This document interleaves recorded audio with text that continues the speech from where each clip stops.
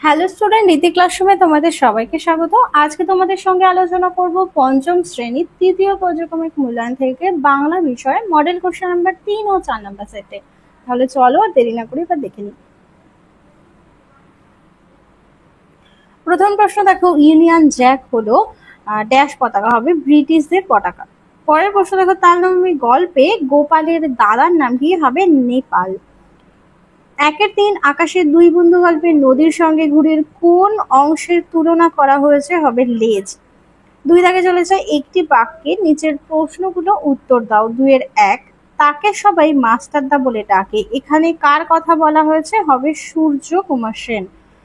পরের প্রশ্ন, তালনবমী গল্পে নেপাল কোথা থেকে তাল কুড়িয়ে এনে গ্রামে বিক্রি করে, তাহের মাঠ। পরের প্রশ্ন দেখো, আকাশের দুই বন্ধু গল্পে পেট কাটা ও চাঁদিয়ালের কিভাবে দেখা হয়েছিল। তোমাদের পাঠ্য বই 124 নম্বর পেজে দেখো।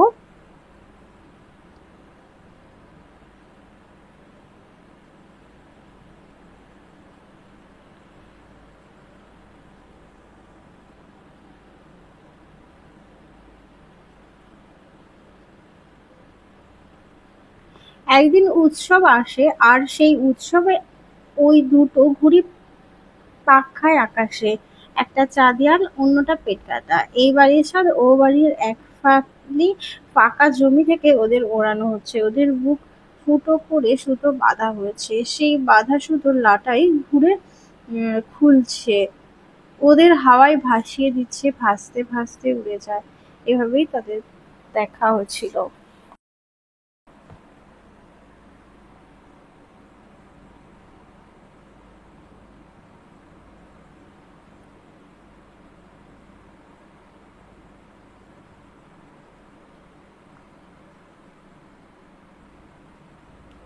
চলে যাই পরের প্রশ্নে।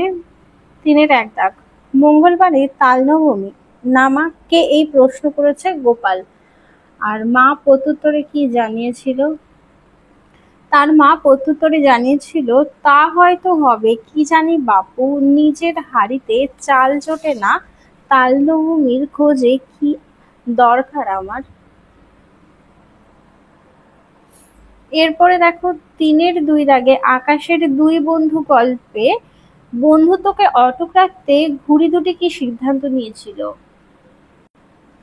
দুই বন্ধু পেটকাটা চাঁদিয়াল তাদের বন্ধুত্বকে অটুট রাখতে একসঙ্গে লড়াই করার সিদ্ধান্ত নিয়েছিল। তারা সিদ্ধান্ত নিয়েছিল, তাদের মধ্যে প্যাঁচ খেলা শুরু হলে তারা দুটো সুতোয় জট পাকিয়ে ছিঁড়ে ফেলে একসঙ্গে উড়ে যাবে। পরের প্রশ্নটি দেখো, 4 দাগে চলে যায়। 4-1 দাগে বলেছে, কি খোকা ঠাকুর যাচ্ছ কনে এত ভোরে, এটি কোন গল্প থেকে নেওয়া হয়েছে, হবে তালনবমী। আর খোকা ঠাকুরটি কে, হবে গোপাল। সে এত ভোরে কোথায় কেন যাচ্ছিল, উত্তরটি হবে জটি পিসিমার জন্য তালদিঘি থেকে তাল আনতে। পরের প্রশ্ন, ধুতি পরা মানুষটির নাম সূর্য সেন, কোন রচনার অংশ, মাস্টারদা। লেখককে অশোক কুমার মুখোপাধ্যায়। সূর্য সেন কেমন লোক ছিলেন, তোমাদেরকে পাঠ্য বই থেকে দেখাচ্ছি। লিখবে যে সূর্যকুমার সেনকে ছাত্ররা ভাবতেন তিনি গম্ভীর রাশভারী, অঙ্ক ভুল করলে কড়া শাস্তি দেবেন, কিন্তু তিনি বন্ধুর মতোই হাসি খুশি মুখে সবার সঙ্গে মেলামেশা করতেন, খুবই সহজ সাধারণ মানুষ ছিলেন। পরের প্রশ্ন দেখো,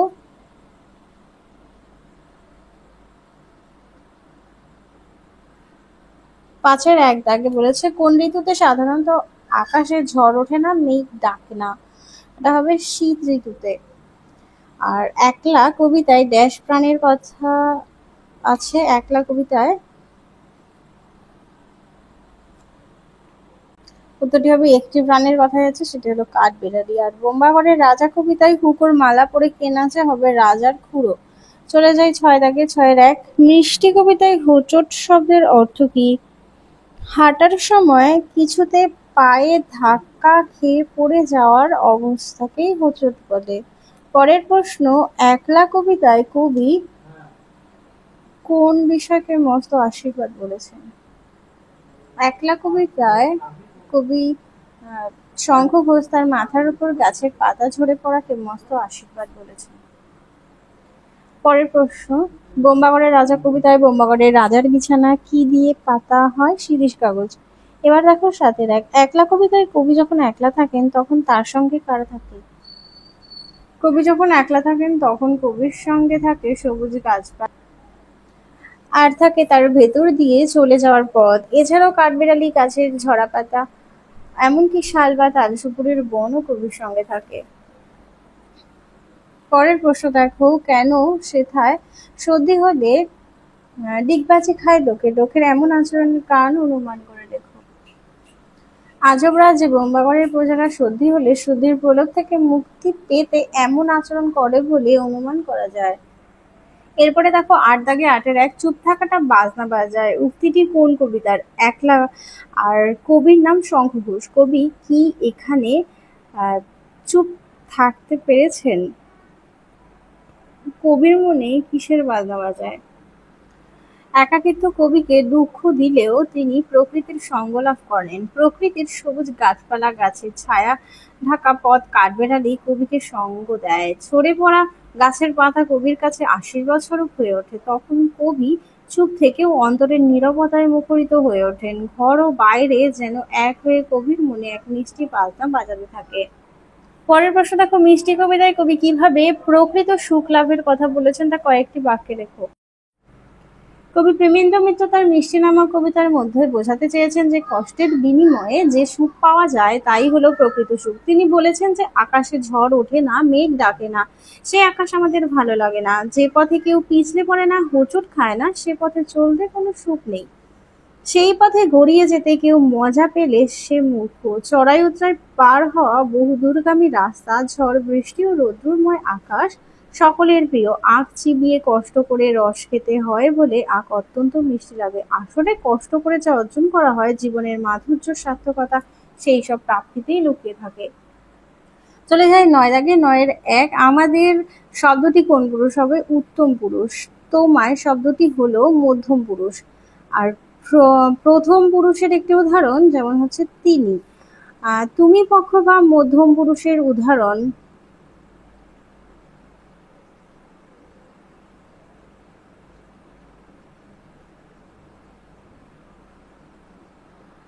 মধ্যম পুরুষের উদাহরণ হলো তুমি, তোমরা, তাহলে এটা হবে তুমি যাচ্ছ হবে তুমি যাচ্ছ। পরের প্রশ্ন দেখো, ড্যাশ আগামীকাল বেড়াতে যাব হবে আমি আগামীকাল বেড়াতে যাব। এবার চলে যাই ১০-১, পুরুষ ও পক্ষ কাকে বলে? যাকে আশ্রয় করে ক্রিয়ার রূপ পরিবর্তিত হয় তাকে বলে পুরুষ বা পক্ষ। পরেরটা দেখো, আকাশটা যদি আমাদের ঘর বাড়ি হতো, এখানে আকাশটা কোন পুরুষ হবে? প্রথম পুরুষ। দুটি সর্বনামের উদাহরণ যেমন সে, তারা। আর ক্রিয়ার রূপ অনুযায়ী শূন্যস্থান পূরণ করো। ড্যাশ কি বাড়িতে আছেন হবে তিনি কি বাড়িতে আছেন। পুরুষ বা পক্ষ অনুযায়ী শূন্যস্থান ক্রিয়া বসাও। আমরা এখন খুব ব্যস্ত হবে আছি। প্রদত্ত শব্দগুলোর বিপরীত শব্দ লিখে বাক্য রচনা করো। যেমন উচিত হবে অনুচিত। তাহলে অনুচিত দিয়ে লিখবে যে খারাপ কাজ করা অনুচিত।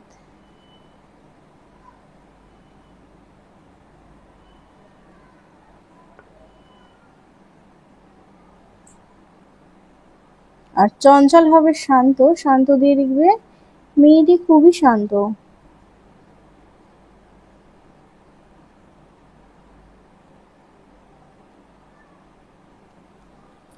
নিচের বাক্যগুলোকে রেখাঙ্কিত শব্দগুলির পরিবর্তে বিপরীত শব্দ। এখন রাত হবে এখন দিন, আর সোজা হবে বাঁকা, উত্তর হবে দক্ষিণ। এবার চলো ৪ নম্বর মডেল সেটটা দেখিয়ে দিই। দেখো বলেছে তার নামে ব্রত ছিল হবে মঙ্গলবারে। সিংহাসনে কি ঝোলানো থাকে? হবে বোতল। আর কুমড়ো নিয়ে ক্রিকেট খেলে রাজার পিসি। আর শিবু বাড়ুজের ছেলের নাম হবে চুনি। আর কিষাণু আর তার বন্ধুরা ভালো খেলছে। রেখাঙ্কিত পদটি হবে সকর্ম ক্রিয়া। আর সর্বনাম পদ বসে হবে বিশেষের পরিবর্তে। পেটকাটা চাঁদিয়ালের বন্ধু হলো আকাশ। আকাশের দুই বন্ধু গল্পটি লিখেছেন হবে শৈলেন ঘোষ। ৯ আছে শব্দগুলোর মধ্যে কোনটি অব্যয় পদ? হবে আর। একটি উত্তম পুরুষের উদাহরণ উত্তম হচ্ছে আমি, আমরা, আমাদের, তাহলে এখানে হবে আমাদের। আর মাস্টার সূর্য সেন হবে অঙ্কের শিক্ষক ছিলেন।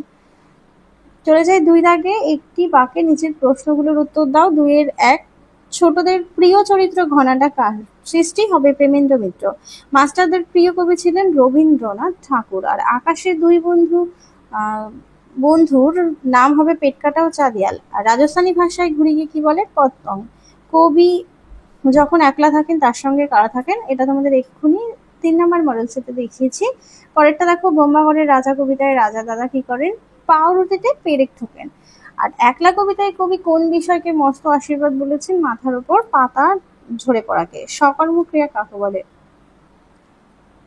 যে ক্রিয়ার কর্ম আছে তাকেই সকর্ম ক্রিয়া বলে। যেমন আমি ভাত খাই, এখানে খাই হলো একটি কর্ম, থাকাই এটি সকর্ম ক্রিয়া হয়েছে। পরেরটা দেখো, অসমাপিকা ক্রিয়ার উদাহরণ দাও। এটা লিখবে যে যে ক্রিয়া বাক্যের অর্থ পুরোপুরি সমাপ্ত করতে পারে না তাকেই অসমাপিকা ক্রিয়া বলে। যেমন আমি খেয়ে তারপরে আর কিছু নেই।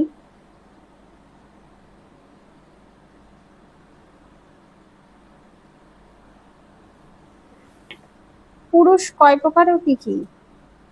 পুরুষ 3 প্রকার, উত্তম, মধ্যম ও প্রথম। প্রথম পুরুষ কাকে বলে? বক্তা নিজের বা নিজের সম্বন্ধে বোঝাতে যে সর্বনাম পদ ব্যবহার করে তাকেই হয় উত্তম পুরুষ বলে। যেমন আমি, আমরা, আমাদের। এরপরে চলে যাই 3 দাগে। 3-1 আছে কাপকাঠি কি? এটি ছিটকে গেলে ঘুড়ির কি অবস্থা হয়? ঘুড়ির 2 প্রান্তে আড়াআড়ি ভাবে যে কাঠিটি আটকানো থাকে তাকেই কাপকাঠি বলে। কাপকাঠি ছিটকে গেলে ঘুড়ি কেবলই একটি ফাঁকা কাগজের টুকরোতে পরিণত হয়। পরের প্রশ্ন দেখো, ভরা বর্ষায় ক্ষুদিরাম ভট্টাচার্যের সংসার কিভাবে চলতো?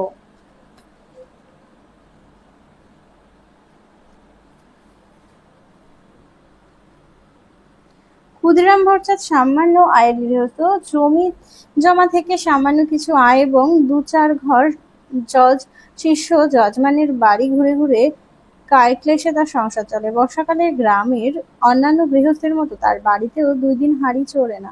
বর্ষায় যজমানের বাড়ি থেকে যে কটি ধান এসেছিল তা ফুরিয়ে গেছে। ভাদ্রের শেষে আউশ ধান চাষিদের ঘরে উঠলে তখন কিছু ধান ঘরে আসবে এবং ছেলেমেয়েরা 2 বেলা পেট পুরে খেতে পাবে। এরপরে সাজিয়ে দেখো, প্রথমটি হবে মঙ্গলবার, আর 3-এর 2 দাগে হবে, এটা হবে অন্যমনস্ক। পরেরটা দেখো, বাক্য রচনা করো। আছে একলা।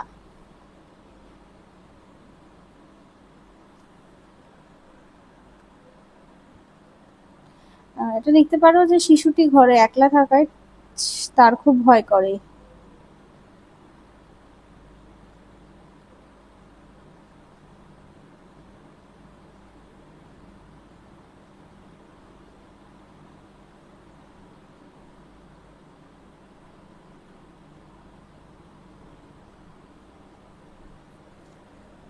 গৃহস্থ। গৃহস্থ দিয়ে বাক্য রচনা করো। এরপরে আছে গৃহস্থ, লিখবে গৃহস্থের জীবনে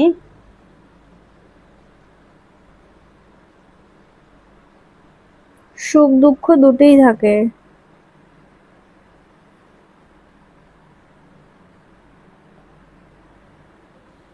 এরপরে দেখো, যজমান হবে যিনি যজ্ঞ করেন।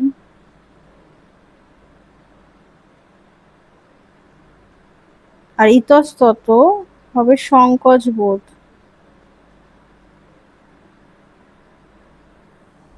দেখো 4-1 দাগে, এই ঘটনা নিয়ে মোহনের মনে কোনো দুঃখ হলো না। এখানে কোন ঘটনার কথা বলা হয়েছে আর ঘটনাটি মোহনের কিরূপ মানসিকতার পরিচয় দেয়?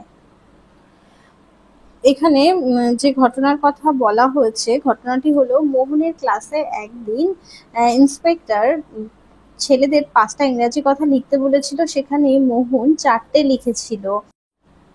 সেই নিয়ে মোহনের প্রতি মাস্টার মশাই চটে গিয়েছিল। ঘরে ফিরে সেই ঘটনা নিয়ে মোহনের কোনো দুঃখ ছিল না। এর সাথে বলেছিল যে এই ঘটনা মোহনের কিরূপ মানসিকতার পরিচয় দেয়। সে ঠিকই বুঝেছিল যে যা করেছে ঠিকই কাজ করেছে, তবে এই ব্যাপারে সে দুঃখিত হয়েছিল বই কি মাস্টারমশাই স্বয়ং কেন যে ওকে নকল করতে বলেছেন, বরঞ্চ তার উচিত ছিল টোকাটুকি বন্ধ করা। এ থেকে বোঝা যায় মোহন ছিল একজন প্রকৃত আদর্শ ছাত্র, যে সুযোগ পাওয়া সত্ত্বেও তার ভুলটা সে শুধরে নেয়নি, কারণ সে অন্যের থেকে দেখে লেখাটা নকল বলে মনে করে, তাই এই অন্যায়টা সে করতে চায়নি। পরের প্রশ্ন, বোম্বাগড়ের রাজা কবিতায় সেখানকার মানুষের নিয়মকানুন সম্পর্কে লেখো। তোমরা তোমাদের পাঠ্য বইটা যদি পড়ো, দেখো এখানে অনেক নিয়মকানুনের কথাই বলা হয়েছে।